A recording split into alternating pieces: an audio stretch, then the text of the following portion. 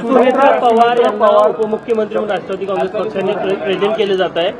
शपथविधीची चर्चा आहे. असं आहे की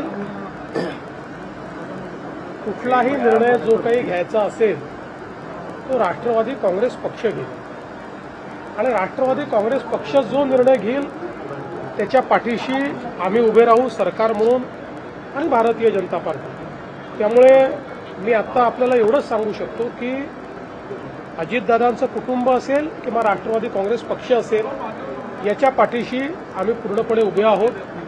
त्यांचे जे काही निर्णय होतील त्या निर्णयांना योग्य ते समर्थन आमच्याकडनं असेल. राष्ट्रवादी काँग्रेस पक्षाकडनं काही तसा प्रस्ताव वगैरे आला का? तर पक्षाकडनं माझ्याशी 2 वेळा चर्चा करून ते गेले आहेत.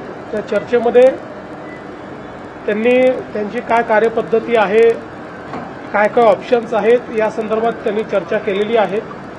मात्र अंतिम निर्णय जो काही असेल तो त्यांचा पक्ष घेईल. त्यामुळे त्या संदर्भात मी बोलणं हे योग्य होणार नाही.